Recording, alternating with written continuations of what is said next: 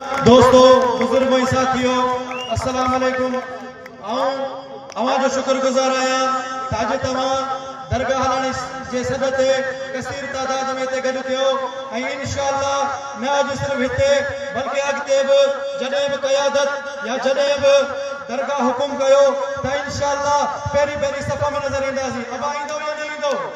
केड़ा केड़ा मुजाहिद ईंदा? सिंध जा हकीकी फर्ज़ंद ॻाल्हाइनि केड़ा केड़ा गॾंदा?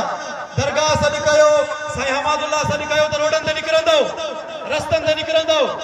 हिकिड़ी बाबा जन मिसाल ॾींदा आहिनि त हिकु जाइ ते चोरी थी पई, पोइ उन्हनि वरी पहिरीं घुराया, पहिरीं जो घुराइण चोर ॾिठो त यार मां त फासां थो, पोइ छा कयां? वरी पहिरीं सां गॾु थी पियो। जीअं कुझु दोस्त हिते जिन पहिरियों चयो त किनारा कोन था ठहनि, वरी जो सिंध जा पुट निकिता त उहे बि रोडनि ते वरी गॾु पिया हलनि। त बाबा जी मिसाल न जॾहिं पहिरीं निकिता त चोर पुट त गॾु थी पिया त ॾिसूं फासऊं न। पोइ पहिरीं वरी तव्हां वांगुरु होशियार आहे, उहे अॻिते जो हलिया त चोर खे चवनि पुट असांखे ख़बर पइजी वई चोर तूं आहे, विक असां तुंहिंजी सुञाणती आहे। हाणे जे सामान वापसि चोरी जो न कंदे मालिकनि खे ॾिसंदासीं त फादर खणींदासीं। हिते बि इहो मामिलो आहे त जिन चोरी कई, जिन धाड़ा हया, जिन केनालनि जी मंज़ूरी ॾिनी, जॾहिं सिंध जा असली पुट रोडनि ते निकिता त हाणे वरी उहो बि चवनि था त बाबा सिंध ते केनाल ना मंज़ूर। बाबा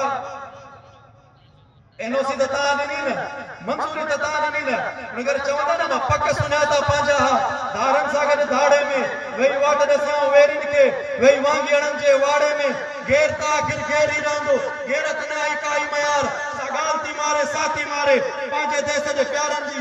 ऐं इहा ई अथव इन्हनि खे सुञाणो वरी वेहींदा तव्हां वटि वोटनि जे ज़रिए, वरी इक़्तिदार में ईंदा सुञाणो त हींअर हुकुमरानी सिंध ते कंहिंजी आहे, चोर केर आहिनि ऐं हिननि ते एनओसी कंहिं ॾिनी आहे तलावनि जी, केनाल ठाहिण जी कंहिं एनओसी ॾिनी आहे। ऐं इंशाअल्लाह जेसि ताईं हिन धड़ में साह आहे त सिंध जी हिफ़ाज़त कंदा रहंदासीं। अबा कंदा रहंदव न? पोइ नारो हणो मूंसां गॾु केनाल समूरा, मुजाहिद ॻाल्हाइनि केनाल समूरा, सिंध ते दौड़ो पहाड़ीअ ते दौड़ो केनाल समूरा। हाणे मां अवां जे साम्हूं उस्ताद मोहतरम साईं निसार अहमद आमिर साहब जन खे दावत ॾिनुमि त अची करे ख़िताब कनि। सिंध ते दौड़ो केनाल समूरा।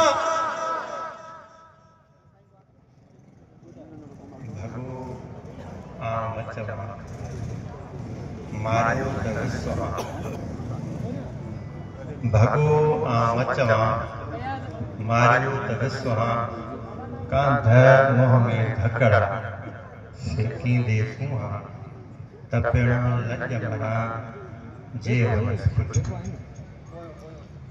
वाजिबुल एहतराम मेरे मजलिस हिन स्टेज ते वेठल परे खां कही आहे ऐं हिन पिंडाल में सिंध जा गैरतमंद ऐं बाशऊर फर्ज़ंदो ऐं ख़ासि तौर ते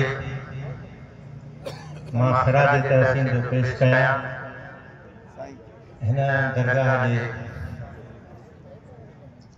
शहज़ादनि खे सैयद हमादुल्ला साहब, सैयद असदुल्ला साहब जन अहिड़े फिरौनी दौर में हीअ एतमाम करे माण्हुनि में जेका सुजाॻी आहे उनखे वरी उन में वलवलो जज़्ब पैदा कयो।